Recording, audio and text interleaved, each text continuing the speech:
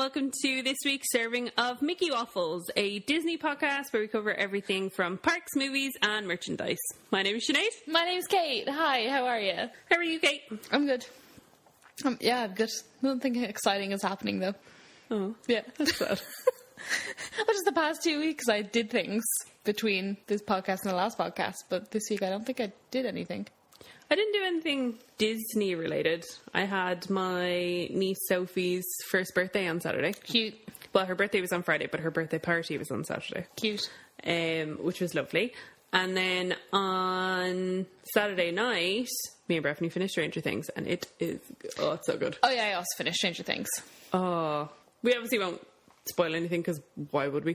But yeah, if you've not watched the most recent season, if season 2 fatigued you, which it did for a lot of people. Yeah, a lot of people didn't particularly enjoy season 2, so they were like, "Oh, we'll watch season 3." Season 3, I think, is the best season. Me and Bethany were having a chat about it the other day. We actually think season 3 might be the best season of a TV show we've ever seen. Wow, that's a really strong opinion. This is not a Stranger Things podcast, but did you know that the Starcourt Mall scene, they actually bought a dilapidated mall and just refurbished it? So that whole thing, it's not a soundstage, it's an actual mall. Yeah, and then the hospital's an old hospital as well. Yeah. That's sweet Netflix money.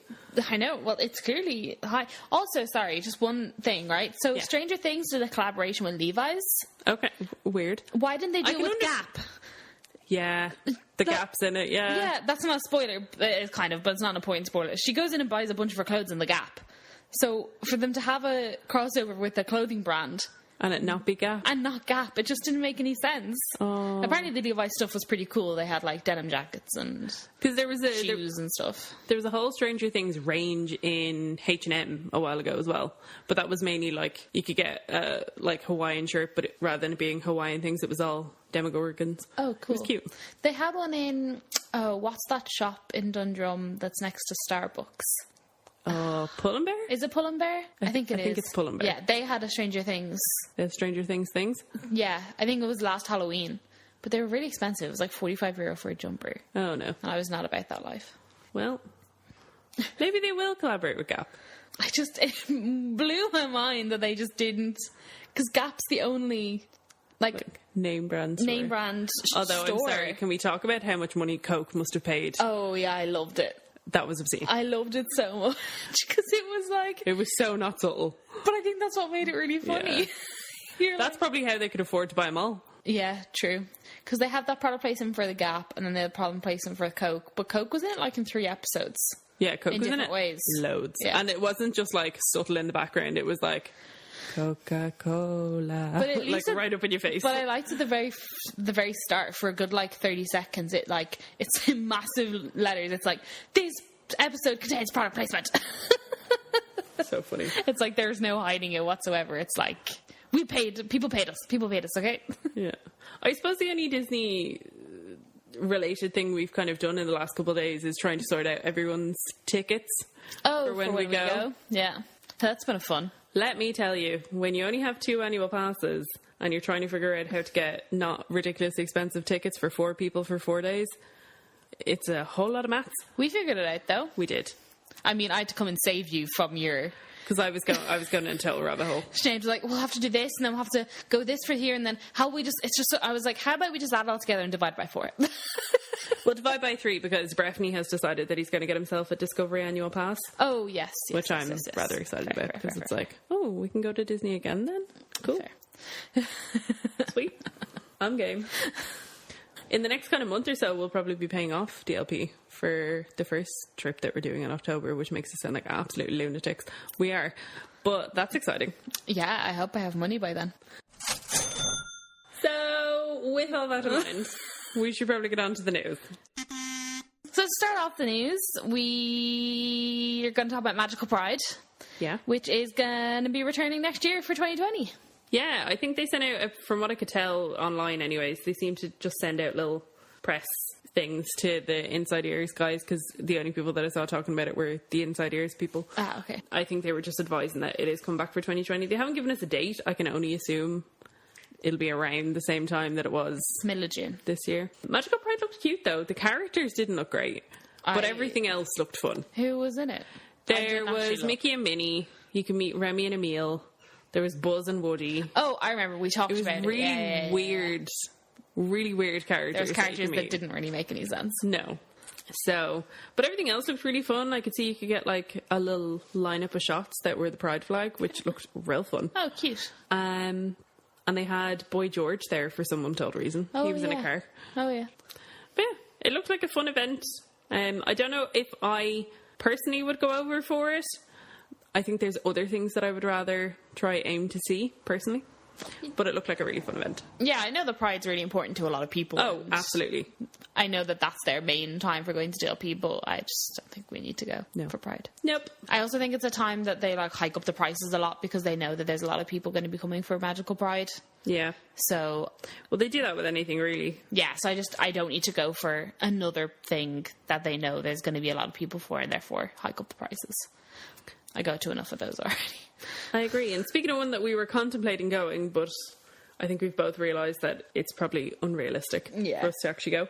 We've had some details come out about the Phantom Manor Pin event, which is taking place on September 13th. It's going to take place in the Cowboy Cookout Barbecue Restaurant from 4 p.m. to 8 p.m. It's €39 per person. That includes a meal. This doesn't include your entry into the park, so you'll either need to have a park ticket or an annual pass or some other divine intervention to get you into the park. You are also given a coupon, which you can receive a pin to the value of $9.99, which you'll be able to pick up at the event. Online booking starts from the 8th of August at 11 a.m. I assume that's 11 a.m. Paris time. And you just go to the pin trading section on the Disneyland Paris website, and it is limited to 250 people. I wish I could go to this, but the fact that we're going twice in October, going again in September, is just, unfortunately, not really an option. It's not. Also, when there doesn't seem to be anything overly special about it. Like, there just doesn't. It's basically like, here's €39. Like, they didn't even mention that there'd be any special, like, overly special pins available. But for the last one, the pin value was way higher. Like, it wasn't $9.99, it was something much bigger. It was like €25 or something. No, I think it was $14.99. But I think the brunch itself was more expensive. So I think the tickets were more expensive, so that's why I got a more expensive pin. I still want to.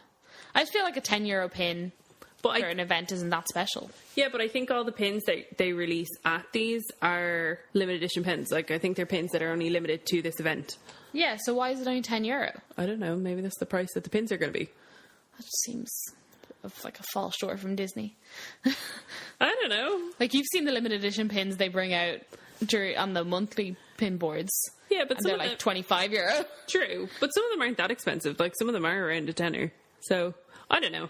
I would love to go to this because I know at the Up one they had like characters and stuff like that. So I would love if they had Melanie and the Phantom. Well, actually, I'd love if they didn't because I can't be there.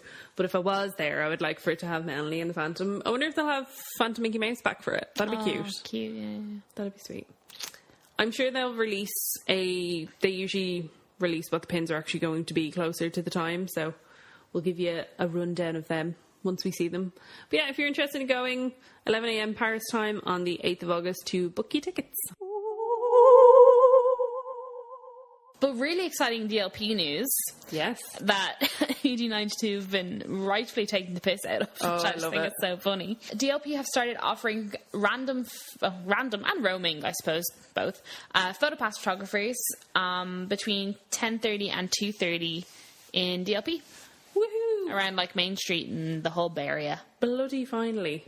I feel like every so often they decide to do this. When we went in 2017, there was photographers up at the gazebo, and there was the odd photographer down in the Hub area. When me and Breffney went, there was not a bleeding sight of anything like that. Not a single one of them. Nor when we were there at Christmas. We got accosted by one on our way out of the park one day in April. He kind of just grabbed us and was like, "Oh, photos." We were like, "Okay." So we got some cute Main Street pictures then. But I feel like they should offer this more kind of all year round, because if you go into Magic Kingdom, there's literally a PhotoPass photographer every 5-6 foot. Yeah, I've seen... Boom, I've seen pictures of them, and once there was a picture and there was 5 PhotoPass photographers like all in a line, and then all taking pictures of like the same shot of people. Yeah. And then literally 2 minutes later there was another 5 PhotoPass, and they were like, this is how, like, it was a meme or something about photographers in Disney or whatever. Yeah. But I was like, that's exactly what you want, and it's only going to encourage people to buy PhotoPass. Exactly. So I don't understand why. Like, is there a lack of photographers in Paris? I don't know, maybe. It'd be nice if they did kind of up it, though, because everybody wants that nice picture with the castle. It's called a spade here, and especially because Disneyland Paris Castle is bleeding beautiful. Yeah, it's really pretty, and I don't understand why they're just not pushing it more, because when we were there in April, that guy was definitely, like, there to push PhotoPass. Yeah. And we were like, oh, we already have one. And he was like, oh, okay, great. And then he gave us, like, 20 shots. Yeah, but when people start to realise that there is that available, more often than not, a big giant queue builds up. Yeah. So even if all they had was someone up at the gazebo, because those gazebo pictures that we have are actually real cute. Someone in the middle of Main Street and someone down in the hub area, you'd be set. The gazebo, like the bandstand at the front. All right, Grant. Like if you had those kind of like spacings, like I'm not saying it needs to be like Magic Kingdom where there's literally one every 5-6 feet. You just need them constantly. I just think you need them constantly there. And the fact that they're only there from 10:30, well, I understand that. I know, could they have them extra? Is there photographers and extra magic hours in America? In Magic Kingdom? I can't remember. Oh, because I just feel like the earlier they can be there, the better. Yeah. I think it's probably a case of they just assume that most people are running off to rides or running off to characters, and it's quite enough that you can usually get your own decent picture of a castle. But either way, it's good to see that they're offering it more. Yeah, and there was one PhotoPass photographer that had one of those cardboard cutout things that you could put, and you were like, what is this? I love the shade. Oh, so funny. It's so funny. So yeah, hopefully they keep this up. It would be nice to get a cute picture of the 6 of us on Main Street. Oh yeah, that'd be really fun. That'd be nice. So fingers crossed they carry this on. Yeah, because they said that they were trialling it to test demand. And I'm like, the demand's there. I'm telling you now, you don't need to trial anything. People are always looking for it. Yeah. Because at the minute, it's just guests taking pictures of other guests. Like, when me and Bref were there was a couple trying to get, like, a selfie. So I just went over and took a picture of them, purely with the intention of, more often than not, if you offer to take that castle picture for someone, they'll say, do you guys want one too? And you're like, yes, perfect. But funnily enough, I pay so much for an Infinity Pass that comes with the PhotoPass card on it. I'd like to actually be able to use that with a PhotoPass photographer. Yeah. That'd be nice. Like, come on. Get with it. Get with it. But yeah, hopefully they keep it. Fingers, everything crossed. At the end of last week, we had some very exciting videos released for the Halloween season at DLP. I say videos because they released 2. I think it's really cute that they released 2. I love it, and I hope that song is going to feature somewhere, because the song in it is so bloody catchy. It is, and I actually can't get over the fact that they released 2 videos, because it means that they like care. I know. So the 2 videos, one of them was kind of highlighting, I suppose, a spookier side of Halloween, and showed a lot of kind of nighttime offerings and more of the villains. It kind of more so focused on like Tower of Terror and Phantom Manor, and it was just overall it had a bit of a darker feel. And then they released kind of like a family friendly, as they called it. Not that the other one wasn't family friendly, but it was more kind of more just like more daytime centric. Yeah, it was more child orientated. Yeah, like. So it was a bit brighter. It showed a lot of the other characters in their Halloween costumes, like Mickey Mouse. Although I've never seen Mickey Mouse in that costume, and I really want to meet Mickey Mouse in that costume with this like bat cape. Oh yeah. Not the Phantom Manor bat cape, but just like an actual bat cape. It was cute. And Stitch and stuff. So the song is written, I cannot for the life of me remember the guy that wrote it, but it's the same guy that wrote the song from the Halloween Cavalcade last year and the Pirates and Princesses song. Oh. So he's doing good stuff. Repeat offender. Yeah, but it's so catchy. I love it. I posted them on our Instagram, so if you go onto our Instagram page at Nikki Waffles Pod, and if you go to the Halloween night 2019 highlights, all of the stuff that's been announced for Halloween so far is in there, and the 2 videos are in there as well, because I just couldn't help myself. It's fair that they're really cute. I like them. It got me so much more, like, not that I'm not excited, but it made me so much more excited. But if anything, that just makes me more pumped for going on Halloween, because they're definitely upping their game every season now. Like, even I think with the whole Lion King and Jungle Festival. Oh, that's fantastic. It is a huge step up from even their last thing, which would have been Pirates and Princesses. Like, not counting studio stuff. Like, Pirates and Princesses was a massive jump up from Swing into Spring. Yeah. Apparently Swing into Spring wasn't amazing anyway, but even the jump from Swing to Spring to Pirates and Princesses to now this, they're definitely... They're starting to get what they're doing. That's sweet American money. That's literally it, though, and definitely like the American like ideologies and. But I even think visionaries. I think the luxury that Disneyland Paris has is that it doesn't have the same capacity and stuff as Magic Kingdom does, because Magic Kingdom is a lot of its people's once in a lifetime trips and stuff like that, and the guest expectation is so much higher that if you start messing around with stuff, the backlash is massive. Yeah. Whereas in Disneyland Paris, everything has kind of been tottering along for a while, that everyone's like, yes, new things, improvements. That's pretty much it. The like Disneyland Paris didn't change much for so long that this is 3 years in a row now where there's been a new season. Yeah. That people are like, this is amazing, this is great. And it really is. Yeah. And I'm super excited to see what this Ursula show ends up like. I wonder if that song is going to feature in the Ursula show. Or in the parade. I don't know. Well, I hope they don't change the parade too much, because the parade was beautiful. And that already has great songs. But the song was new for last year. I'm just excited. I like new things. Speaking of new things. Yeah, weird new things. In the Disney Village, a Hard Rock Cafe pop-up shop has been opened to test the demand for a Hard Rock Cafe shop. We're not sure if it's demand for the Hard Rock Cafes in a restaurant or just a Hard Rock Cafe merchandise location. But either way, it's weird and I don't understand it. It's absolutely bizarre and I do not understand it. So the exact tweet that ED92 put out was, a Hard Rock Cafe pop-up rock shop has opened in Disney Village. It's here until November 30th in order to measure interest for a future venue in the remodeled Disney Village. So I don't know whether it's a venue for a food location or a venue for... Because I feel like we kind of already have a Hard Rock Cafe with Planet Hollywood. Like, they're one and the same. Let's call a spade a spade. But I think to a lot of people they're different.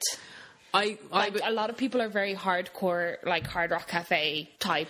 No. There's nothing to compare. I know neither of us are. No. But I know a lot of people are. Yeah. And if there was a Hard Rock Cafe in the Disney Village, I don't think that would be a bad shout.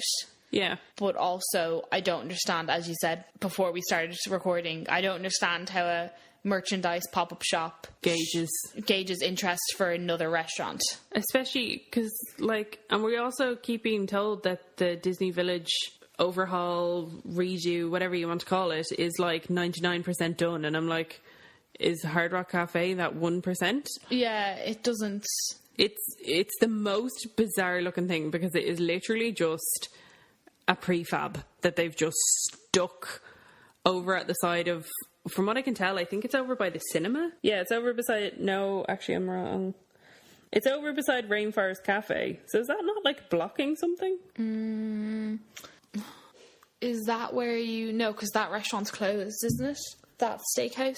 So is it beside Starbucks? Between Rainforest Cafe and Starbucks? Yeah. I don't know. Either way, it's weird. I don't understand why it's there. Neither do I. But... I mean, don't get me wrong, I wouldn't say no to having a Hard Rock Cafe. I really enjoy their nachos. But it just seems like a weird way of testing to see if people actually care. It would be a nice little bit of rejuvenation to the village. Yeah. 100%. But again, yeah, I don't understand. I just don't get it. It's very strange. So that's everything for Disneyland Paris. Now, heading over to the American parks, we got some very interesting and very exciting news from Disney Parks blog. We finally have some opening dates for Rise of the Resistance. Ooh. I cannot wait to see what these rides are like. So in Walt Disney World, they are getting it on December 5th. And in Disneyland Resort, it's going to open on January 17th. So we actually had a DM from someone that we follow that's actually in Walt Disney World for when it opens. And I was like, oh my God, that's so exciting. You must be so pleased. And she was like, nah, I don't really care for Star Wars. I was like, God damn it. You got my hopes up. But I'm really intrigued to see what this ride is going to be like, because I think a lot of people it seems to be kind of mixed. Some people really enjoy the Millennium Falcon for what it is. There are a good few people that are kind of disappointed because it just seems like Mission Space mixed with Star Tours, which it does look like that, but I enjoy both of those rides, so I don't really mind.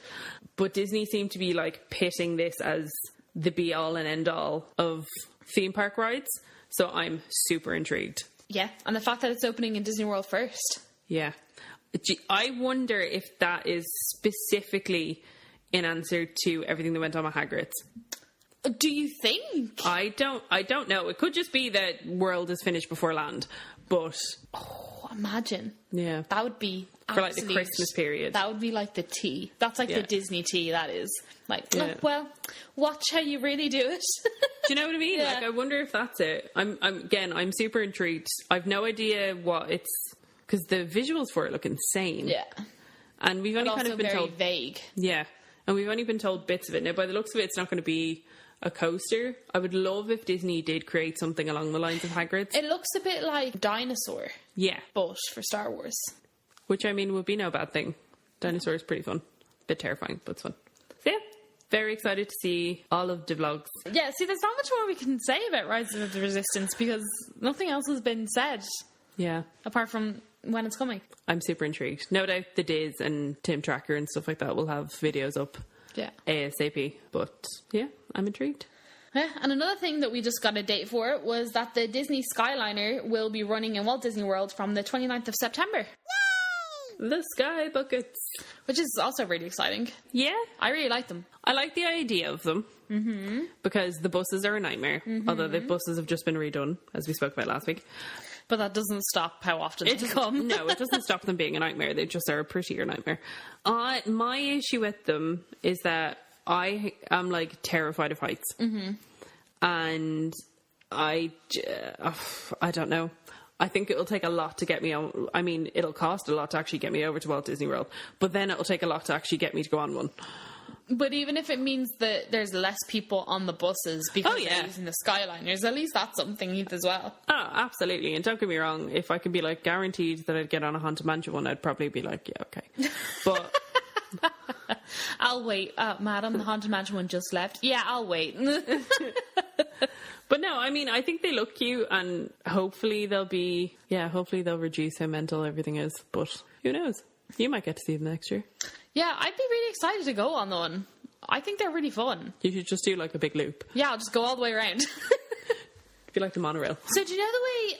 I actually don't really know much about them from the logistic point of view. So if you're going from one station to another, do you get off and get back on? Or can you ride through the station? I think it depends. I actually don't know, to be honest. I don't think we'll really find out until... That's one thing I'm really interested to see. Like, is there a straight through way? Like, is there... I think so, but I don't think it's like a full loop. So I think it's kind of like the Lewis. Let's not compare any public transportation. No, but you know what I mean? Or say, okay, we'll compare it to the Tube in London. Like, I think you might need to get off and get onto a different line. Oh, right, okay. But I think, say, for instance, if you get on, I actually don't know what way they link up, but say if you get on an Art of Animation and you're going to Hollywood Studios, I don't think you have to get off at all until you get to Hollywood Studios, if that is a straight line. But say if you wanted to go to Epcot, you might have to get off and switch. Again, I'm just using this as hypothetical because I actually don't know. It's interesting because if it's a straight line with a second station in the middle, when the doors open, do you just like tell the people, oh no, we're going to keep going? I guess so. Because I mean, it could run like the Disney Railway, because that's the thing, like some people get off and some people stay on the Disney Railway in the park. Yeah, fair. But then also if people get, let's say you're going, let's say you get on an A. Yeah. There's a midsection in B that goes to Destination C. Mm-hmm. If you get on an A and there's 20 full buckets that get on an A, which means there's so many of them. 20 full buckets go through B. Yeah. That means that there is no buckets for like a good... Yeah, I think they have ways of monitoring that, and I think they can, because I think they all detach. Again, this is all hypothetical. This is all speculation. But... like, I'm sure they've thought of that. There's probably... Oh, yeah, I'm just interested to see what it's going to be like, that's all. Again, no doubt Tim will go on an epic... He likes to go on the Disney buses, so no doubt he'll go on an epic Skyliner journey. He'll take the whole thing. Exactly. He'll take the whole thing, he'll say how he got there. King of the bucket. And if that's not said, it's a waste of a vlog. Exactly. Moving away from parks completely, Disney made a statement this week that they were going to be cancelling the Descendants 3 premiere in honour of Cameron Boyce. So Disney has decided to honour Cameron Boyce by cancelling its Descendants 3 red carpet premiere event, and instead will donate to a charity close to him in his honour. Disney tells us the company will make a donation in Cameron's name to the Thirst Project, a non-profit that helps deliver clean water to communities around the world. Cameron helped raise more than $30,000 for that organisation, one that was close to his heart. And then the quote from Disney themselves is, "We are proud to be part of Cameron Boyce's legacy by showcasing his talents on screen, but we are cancelling the red carpet premiere event for Descendants 3 scheduled for July 22nd. And instead, the Walt Disney Company will make a donation to the Thirst Project, a philanthropic organisation to which Cameron was deeply committed. Thank you for understanding." That's cute. Yeah, I think it's really nice. It's nice that they're doing that. We mentioned last week Cameron did so much for organisations outside of Disney, and it's quite humbling, not humbling, humanising of Disney to show that they're willing to support projects that aren't under the Disney name. Yeah. In honour of someone who worked for them, which it's nice. Which is based, like, it's the death of an employee when you bring it down to it. Yeah, exactly. And it's nice that they're honouring the fact that one of their employees has passed away. Yeah, it's cute. Good job, Disney. We had the I think it's probably the last trailer, I guess, at this stage, released for the second Maleficent movie, which is The Mistress of Evil, which just makes me think of Elvira. And I love Elvira. Do you know what I don't love, though, Kate? Maleficent. I hate new Maleficent. I love Maleficent as a character. I hate the Maleficent movies. So I went on a bit of a tangent on our Instagram the other day. God bless anyone that actually replied to me. And do you know what? I had so many people. I say so many. I had a couple people reply that were more than I thought you would. A couple of people replied and were like, "I had never thought of it that way. I hate these movies now." Oh, yes. So, apologies if I ruined it for anyone, but a lot of people were quite happy that I brought it to light. So, I know we've alluded to it in a lot of the other episodes, so I'm just going to give you a real brief rundown of why I can't stand live action Maleficent, and then I'm sure Kate will give you her thoughts on the trailer. Oh, I'm sure I'll get a little hearsay. My issue with Maleficent is Disney as a whole, but particularly in the parks, position Maleficent as Queen Bee, the evil of most evil, the villain of all villains, and that she is kind of the head honcho out of all of them. Then they bring out live action Maleficent, and it's, oh, but I'm actually not really evil, and I'm only evil because a man was mean to me. But I'm actually really maternal, even though I'm supposed to be mean to his daughter, but I actually think she's really cute, so I'm going to be nice to her. And I'm just going to seek vengeance on her dad because he was mean. No. Just no. She's a villain. She doesn't need an excuse to be a villain. She doesn't need to be a woman scorned, as Andrea put it very nicely. And I hated it. I hated everything about it. It just totally took away everything to do with Maleficent that made her the villain that everybody knows and loves. And then they bring out bloody number 2, and it's the Mistress of Evil, and all it is, oh, I have little pet names for Aurora. I'm actually still really maternal with her. I think she's cute. But she wants to marry a man, but no. Men are evil. And then I have to go to a family dinner. They set up a family dinner that Maleficent goes to.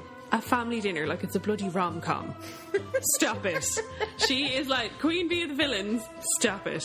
And then because the lad's mom says, "I'd like to consider Aurora one of my own," she's like, "Oh hell no." And it comes into this like absolute bloody gigantic war between the bloody in-laws.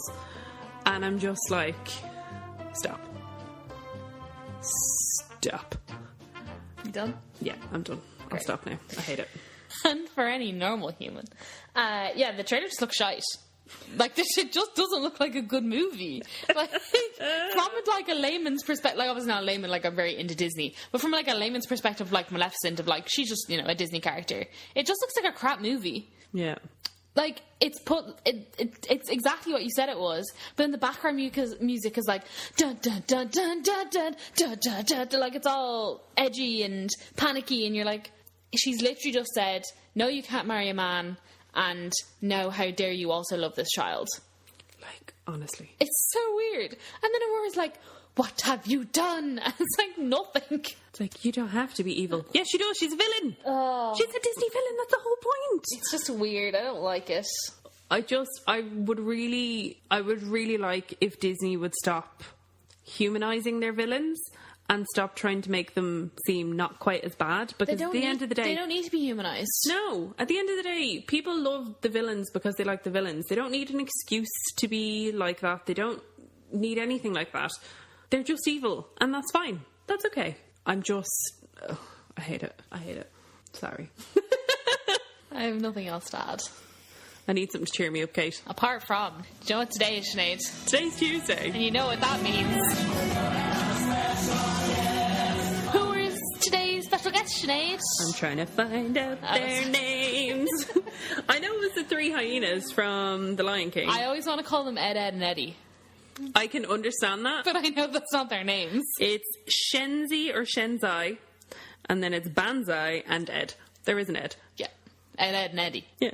And they were our special guests, the three hyenas from Lion King. Do you know what's funny, though? What? You found this out at 1:10. Yeah. There is a Facebook group called Disneyland Paris Advice, I think it's called. And it's a lovely group. Everyone on there is very lovely. But not to generalise people, but it is generally mums. Yeah. Of, like, groups that are... mums that are going on trips to Disneyland Paris and know literally nothing, and they'll panic and they'll be like, do they sell water? Just came up once. No hydration for you. It's like, okay. But I think it's the admin on that page posted at whatever time I sent it to you. Actually, I think it was a little bit before that. Yeah. They posted, today's special guest are the three hyenas. They sent it this morning, because you sent it to me at 1:10 and it was 4 hours ago. Yeah, and they posted, oh, today's special guest is the three hyenas, and then the bottom went, shh, keep it a secret. So I don't know how they're finding out. Can I be on that list? They must know people who are friends. Friends of characters. Yeah. But either way, yeah, sneaky. Yeah, but you know, we're true to character integrity here at Make a Waffles Pod. So we waited until 5:30 for the confirmation. 5:30, 4:30. Yeah.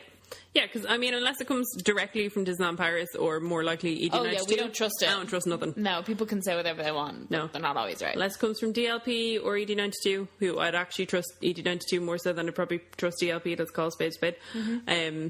But yeah, I suppose it's because when's Lion King come out? Soon? 16th of July, so this weekend. Oh, okay. Fair.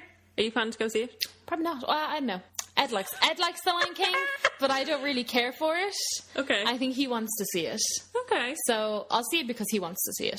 I don't know, because Brett still has a voucher for the Stella, but I don't know if he wants to use that to go see the Lion King. Oh, don't. No. Yeah. Ew, bad call. Wait till something better comes along. Ew, no. I feel like we have something on this weekend. Oh, my mum's birthday's Friday. So maybe that's what I'm thinking of. Bring your mum to the Lion King. Oh, I don't think she'd like that. Happy birthday. Oh, speaking of birthdays, I forgot to mention that we should mention that tomorrow is Disneyland's birthday. Disneyland, California. Yeah. Not Disneyland Paris. It's their 64th birthday? Yes, because it was 55. Yeah, so it's their 64th birthday tomorrow, which for you guys will have been on Wednesday. Happy birthday, Disneyland! So happy birthday, Disneyland. Oh, 64 years. So it's the 65th anniversary of me and Breffney go. Yeah, oh yeah, it is, yeah. Ooh, I did not realise that. Interesting.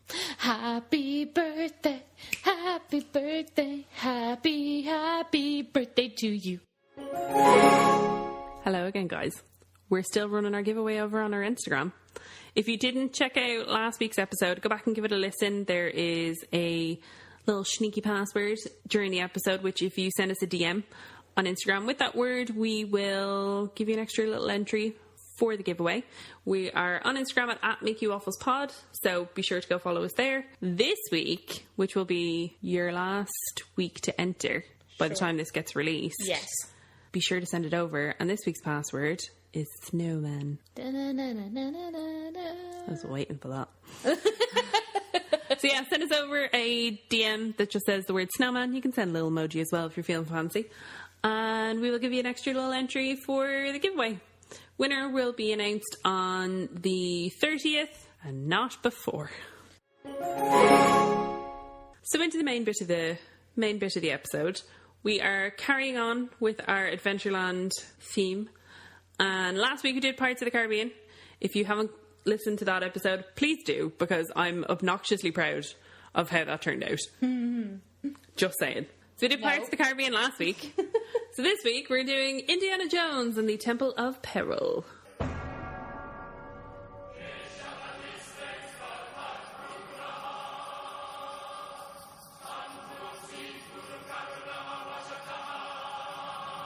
Or Temple du Peril in... I was going to say in Espanol, but it's not. It's in French. No. Like we did last week, we have the description right from the horse's mouth. Sent to investigate what happened to an earlier expedition, you soon discover something is far from normal in the Temple of Peril. The base camp is deserted of people, yet full of their clothes, food and equipment. A sudden exit seems likely, but why?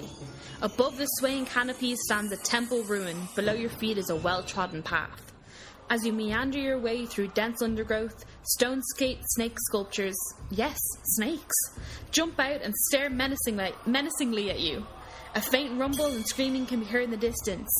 You're getting closer, whispers the breeze. After clambering to the Temple of Peril entrance, you board a railed vehicle, hoping it will lead you to the missing expedition party. The rickety cart climbs a chain lift to the top of the excavation site. You look for signs of life, but before you can catch your breath, a mysterious force sends the cart into an out-of-control spiral of twists and turns through the darkest corners of this cursed ruin. Forget finding your friends, you're going to need all the courage of Indiana Jones to get out alive. Ooh, that's quite a lengthy description. I know, well, because the first bit I think is like story, and then the second bit is like what actually happens on the ride, which didn't really work for Pirates of the Caribbean because it's all the same thing. But this one, it basically tells you like the story before you get on the ride, and then the story of like what's going to happen on the ride itself. My favourite thing is, as the breeze whispers, you're getting closer. Like, that's weird. Creepy. They were like, thematic. So we're just going to run through some of the T's and C's, as I like to call it. So the height restrictions. Indiana Jones is a coaster, and it does have a loop, so it does have a height restriction. You have to be a minimum of 1.4 metres or at least 4'6" to ride, which is totally fair. Please don't try and smuggle kids that are smaller than that onto the ride. They'll fall out. It's not safe. They'll actually fall out and they'll die, and that's just the end of it. Because there's a big, massive loop. Absolutely not. And it's a really rickety ride. Like, there's no... And it's very... the carts are small, and they're short. Yeah, and the track is compact. So they're going to go fast. They'll fall out. Like, it's just the end of it. Yeah. They're so ridiculous. Don't be silly. The age interest that Disneyland Paris has on the thing is tweens, teens, and adults. I feel like that's like a tagline for something. Like, tweens, teens, and adults, all welcome. It's just a bit bizarre. There is no photo pass on this ride. You can avail a fast pass. And for a while they were trialling single rider, but I think that has now gone away. I think they just stopped it one day. I don't think it's popular enough to warrant it. Disneyland Paris likes to do this on rides that are two-seaters, and it makes no sense. I 100% understand having single rider on attractions that have kind of weird numbers. So, for instance, Tower of Terror, I feel like, should have a single rider, right? Yeah, there's always empty spots on Tower of Terror. Always. RC Racer also makes sense. Ratatouille has arguably the best single rider. We had a great time. You just zoom on in, it's because there's 3 in the back. But again, like rides that have 2 people, most people go to the parks in twos or 4s. Yeah. It's rare that you would go in a 3. I get that you, me, and Amy are an exception, but still. 3 best friends. I've just realised that when we go in October, we're going to fill a whole mouse. We're going to fill a whole... We will fill a whole mouse! I was like, fill a whole mouse. I was like, is that a phrase for something? We're going to fill a whole mouse. Yeah. So all 6 of us will definitely fit in one. That's terribly exciting. Yeah. Whee! Sorry, that was totally off topic. But yeah, having single rider on a ride that's kind of 2 people sitting beside each other in rows makes no sense to me whatsoever. But which is why they tried. I mean, at least they trialed something. They tried. You can't knock them for giving something a go. Yeah, you say that. But anyway. And talking about accessibility, which is almost my favourite part of it, right? And I didn't have to ring DLP this week. No, because for some reason it's in this one. Yeah. Weird. Anyway. So, wheelchair users must transfer into the attraction vehicle alone or with assistance, must be accompanied by at least one able-bodied person aged 15 or over. Suitable for guests who have difficulty standing. Authorization to ride the attraction depends on the type of limb atrophy you have. A full list can be available at City Hall, Donald Desk, Studio Services and the Central Reservation Office. Suitable for guests with a learning disability, autism, behavioural disorder or mental health disorder, must be accompanied by an able-bodied person aged over 15. Suitable for visually impaired guests. Suitable for blind guests. Again, must be accompanied by an able-bodied adult over the age of 15. Suitable for hearing impaired guests and deaf guests. Disneyland Paris have added in suitable for hearing impaired guests to Pirates of the Caribbean.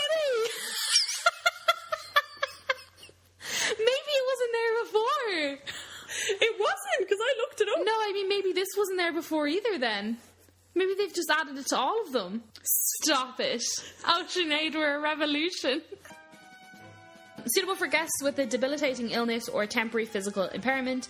Service animals not permitted. And then because it is quite a fast ride, there are extra that wasn't there last week. So it says, warning, for safety, you should be in good health and free from high blood pressure, heart, back or neck problems, motion sickness, or other conditions or disabilities that could be aggravated by this adventure. Visitors wearing cervical collars are strongly advised not to go on this ride. Expectant mothers may not ride. Persons who do not meet the minimum height requirement of 140 centimetres may not ride. The seating and restraints on this attraction may prohibit guests of certain body shapes or size from riding. Prior to riding, you must secure all these articles or leave them with a non-rider. Transfer time of 30 seconds will be required for guests transferring from their wheelchair. Due to the nature of this experience, guests should contact with a cast member at the attraction for boarding information. Number of guests with a learning disability, mental health disorder, behavioural disorder or autism allowed onto, and then, the list ends. Oh. But that's definitely the end of the list because there's a line at the bottom. Interesting. I presume a number of guests with learning disabilities, mental disorders is capped to a certain number. You can't have a full row of them just because it's too much of a hazard, I'd say, if something happens. Yeah. I'd say that's what that one is about. Yeah, but they're all your health and safety requirements. A cervical collar, by the way, is one of those neck braces that you get when you break your neck. But I mean, if you've broken your neck, you probably shouldn't be going on a high-speed roller coaster. Especially not Indiana Jones, because you leave with a migraine. Oh, anyways, yeah. It's like a rock and roller coaster. Like, you're literally Indiana Jones is a throwy, roundy ride. Yeah. I mean, we're assuming we've only done it once. I've done it a couple of times. I've only done it once. It's a throwy, roundy ride. Yeah. Anyway, sorry, going back to what happened there in the middle of all that. So do you remember last week when I had to ring Disneyland Paris because it didn't say whether Pirates of the Caribbean was suitable for deaf guests or not? I was intrigued at the fact that Indiana Jones specifically says on it that it's suitable for guests with hearing impairment or that are deaf. What did it actually say? Suitable for guests with hearing impairment, I think. Yes. Sorry. So I was like, oh, that's suitable for hearing impaired guests. Yeah, so I was a bit intrigued. I was like, oh, that's weird. Why doesn't that say that on Pirates of the Caribbean? Went back and checked, and now it does. Do we still have the screenshot from... Or did I might have read it off the website. No, I screenshot it last time, because I remember being like, that's weird. Why doesn't it say this? Oh, yeah, there it is. Yeah, no, it's not there. See? Not that I doubted you were wrong, but it's definitely not there. Ha. Look, guys, we're making a difference. I wonder if it's because literally I rang and was just like, I wanted to know about whether this is suitable for a deaf person, but it's not on your website. I wonder if maybe it got back to a manager. If she wrote it down. I mean, it's probably not just to do with us, but I'm going to take full credit for it. But the fact that it happened... Yeah. I'm going to say it was. Because that's a very specific time period of a week. Because I don't know, we obviously haven't... Like, I checked that yesterday. No, today. Did I check it today or yesterday? Yesterday. I checked that yesterday. Yeah. So it was a very specific time period of a week that went from it not being there to you ringing and asking about deaf guests to it being there. Yeah, I'll take that. That's us done for the day, guys. We're signing off. Making a difference everywhere we go. So that's the accessibility list. Obviously, it is a high-speed, intense roller coaster, and as with all roller coasters, if you have any doubts of if you should or shouldn't ride, definitely contact the cast member at the front. It also did state that it may not be suitable for certain guests of certain body types, which also includes people who are too tall, because there is... as Sinead stated, the ride itself is very compact, and I think that there are some points where if you're too tall, it's a bit too dangerous. So make sure that you just consult with a cast member before, and there is an overhead restraint as well that will need to click down. So that's all the T's and C's for Indiana Jones. Yeah. So what is Indiana Jones? Indiana Jones is Harrison Ford going on an adventure. How exciting. I love Harrison Ford. I don't think I've ever seen an Indiana Jones movie. Really? Yeah, I don't think so. All I'm aware of is that he gets chased by big boulders a lot. Oh. And sometimes there's skeletons in the ground. Yeah, maybe we'll get you to watch an Indiana Jones. Yeah, Ed's really upset that I've never watched Indiana Jones. He thinks I should as well. We'll maybe look into that. Paris is not the only park that has an Indiana Jones attraction. It is Disneyland in California also has one, which is basically a carbon copy of Dinosaur, but it's Indiana Jones, and it's meant to be fantastic. I have not gone on it. I didn't go on it when I was there the last time, but I'm 100% going on it when I go next time. And that's the same ride that's in Tokyo as well, isn't it? The one in Tokyo is called something different because everything in Tokyo is slightly different. Why not? It's called, I keep wanting to say it's the Curse of the Crystal Skull, but I don't think it is. It's the something of the something. Temple of the Crystal Skull. Okay, cool. I don't think it's exactly the same, but it's the same idea as the one in California. It's the same. It's like a big sit-down ride vehicle that takes you through. Fair. And then in Walt Disney World, they have the Indiana Jones stunt show, which is like it's like the Cars stunt show, but obviously it's people, not cars. And there's audience participation. No, we love audience participation. I wonder how long that's going to stay there. That show. Yeah. It's how long's it been there? It's been there for a while. It's been there for, I couldn't even tell you how many years, and it is a people eater, but I wonder when that's going to become prime real estate. For other things. Yeah. So, we'll see. But we're not here to talk about the other parks necessarily. We're here to talk about the Disneyland Paris Indiana Jones. Yeah, so years before Indiana Jones and Temple of Peril opened in 1993, an Indiana Jones themed attraction had been on the drawing boards, but due to Euro Disney's resort's ongoing financial difficulties, the attraction was retooled. This is all just from Wikipedia, by the way. There's no point in rephrasing it because this is exactly what it is. Originally, guests would have been able to experience a full-scale Indiana Jones land within a land, so screw your Galaxy's Edge. This was the original. Featuring a huge minecart roller coaster based on the famous sequence from Indiana Jones and the Temple of Doom.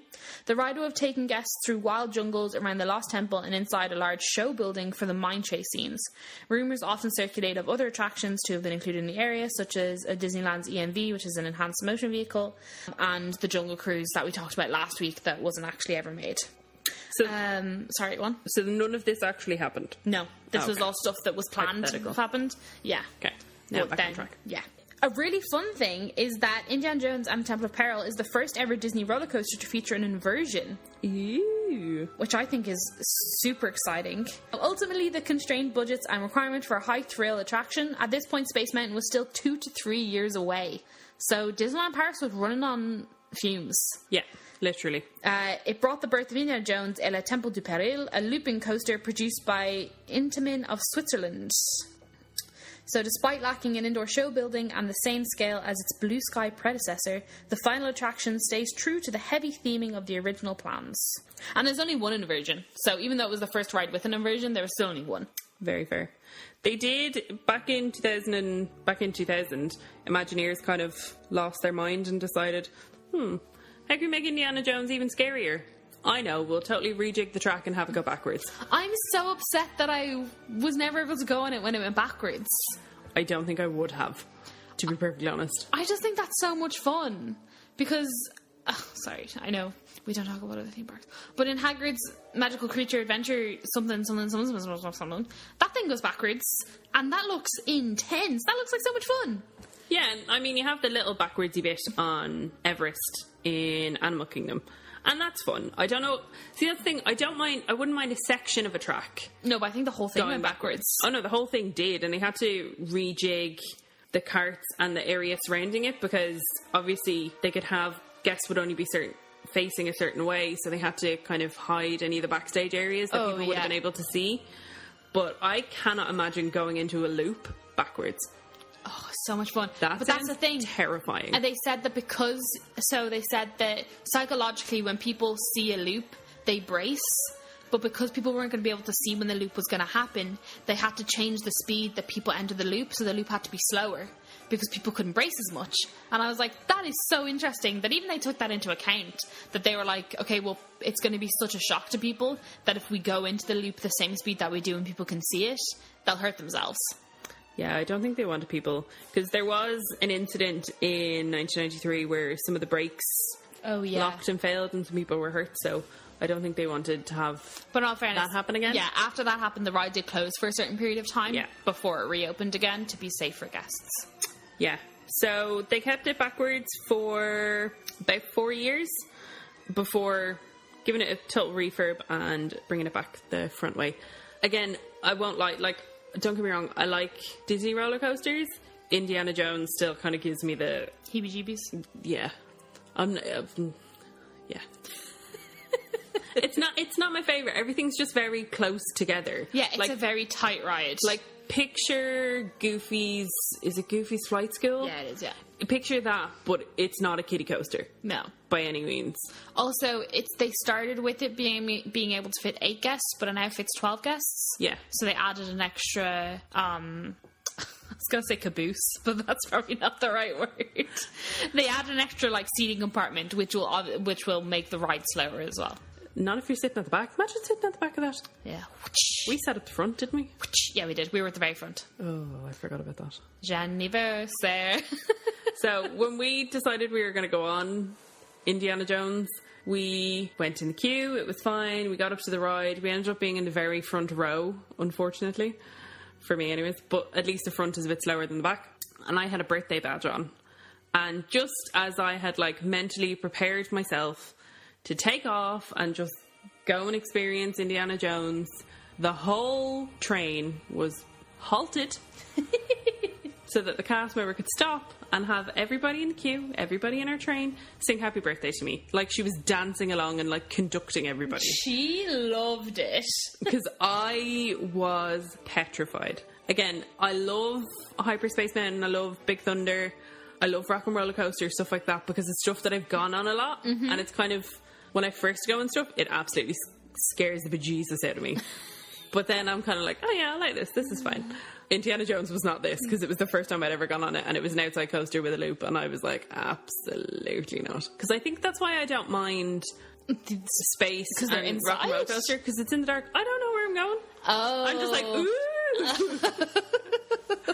I have to consciously think and remember where the loop is in Space Mountain, because otherwise I'm just wee, just flailing about. But because this is outside, you can see the track and you can see how close you are to everything, and it's terrifying. Yeah, it is, yeah. Absolutely terrifying. It always makes me feel like Indiana Jones is a wooden coaster, but it's not. It's a steel coaster. Yeah. But I feel like it's the way it is, it makes it feel like it's a wooden roller coaster. Yeah. It's quite rough and it's quite heavy on the back. I understand why they say people with all of those conditions you shouldn't ride on it, because I guarantee you if you went on it, I'd say even twice in a row, you would end up with a migraine. Yeah. Without fail. It's like Rock and Roller Coaster. Oh yeah, I can't go on Rock and Roller Coaster more than once because I come off of it with a headache. Yeah. And so I need a fresh air walk for about 5 to 10 minutes and water before I can do anything else. Yeah. Really takes it out of you. Yeah, it bashes my head around. I hope that when they change it to Iron Man, they just update the ride vehicles, because Imagine if they put in those clickety ones. Imagine if they put, because Space Mountain's so smooth. No, the ride itself I don't think is smooth, but it's just how secure you are in the thing stops you from jiggling about. Yeah, I think it's that, and I also think the head restraints just need updating. They need to be tighter. There's too much space for my head to move around. Obviously, but actually, this is going to sound really stupid, I don't have a small head. I have quite a big head. There was no other way of saying that. But I do, and it still rickets around a lot in Rock and Roller Coaster. So I just hope that when they update it to Iron Man, that the track's probably going to stay the same. I don't see them changing the track. but I'd hope that they'd get new ride vehicles. Because those ride vehicles have been going for a while. So I think they're due an upgrade anyway. I really just hope that they get the Space Mountain ride vehicles, because I really enjoy those. But they just feel so much safer. Top tip, if you are going on current Rock and Roller Coaster, or if they don't change the seats, just put your hood up. If you're wearing something that has a hood, particularly if you're wearing a big poofy jacket, just put your hood up. Yeah. Makes it so much more comfortable. Yeah, it is. Yeah. But it's a great ride. Anyway, sorry, we're going in ride hub. But anyways, Indiana Jones. Indiana Jones, it's in Adventureland. Again, as we like to kind of make a joke of, it's difficult to find. It is difficult to find. It's very out of the way. Yeah. For a land that only has 2 rides, one of them is only easily accessible. It is a walk, like, it's not very well signposted. You do have to, like, go up and out.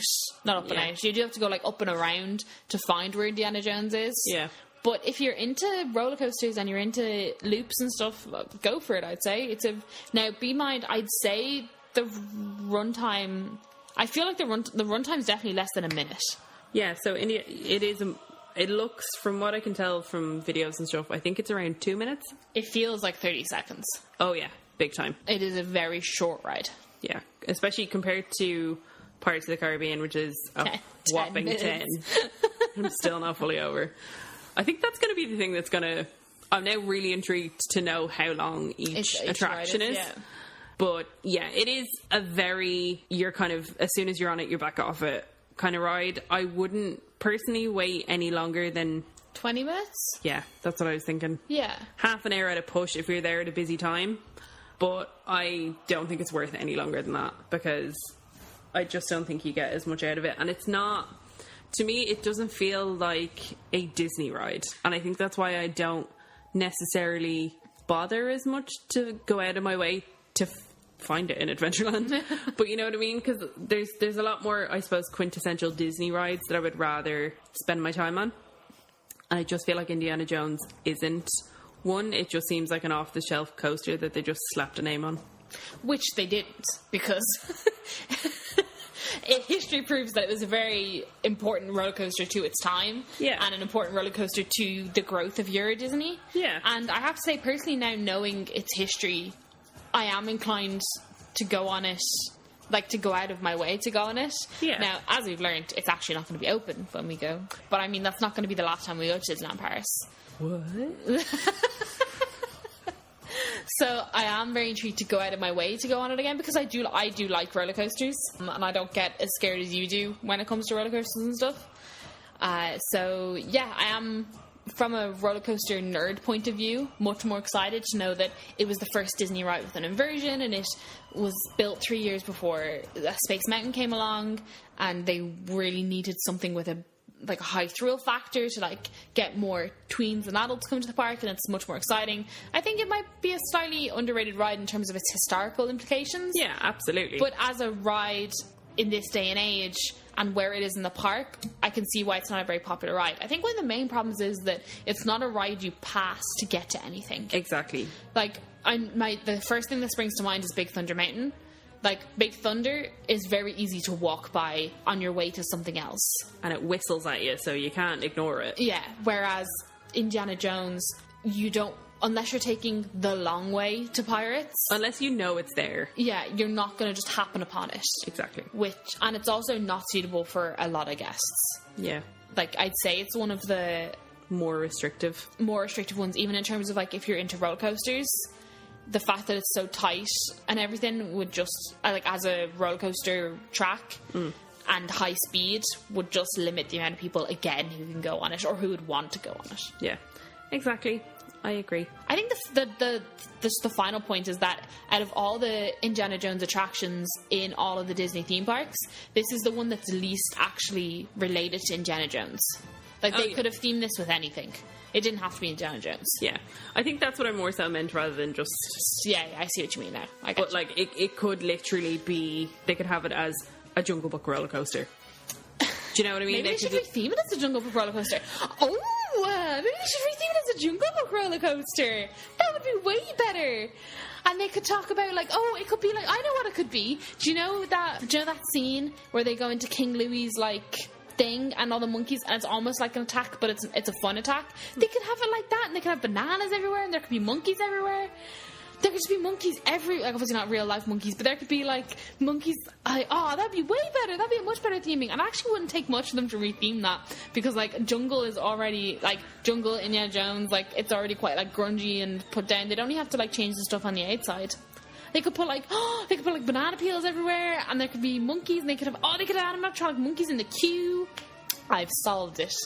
You've solved it. Jesus Christ. Are you still with us, Mom? They should totally retheme it to Jungle Book. But yeah, again, it's not a ride that I've been on. I think it's probably, with the exception of some of the smaller rides, just because they get really, really high wait times, it's probably one of the rides that I've been on the least amount of times in Disneyland Paris. Yeah, me too. But again, whenever we go next and it is open, we will go do it, and we will go find it, and we will tell everybody where it is, and we'll experience it again, because I think I was just in such a state of shock the last time that I don't think I fully remembered, other than the loop. But yeah, that's Indiana Jones. A much more exciting ride than I would have thought anyway. Especially when you talk about it with regards to Jungle Book. Oh my god, I'm gonna send... I mean, do you know what, Sinead? Last week we got hearing impairments on the list of accessibilities.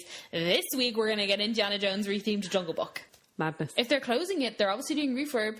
True. Get in there quick. True. I wonder how long they're closing it for. Dunno. Interesting.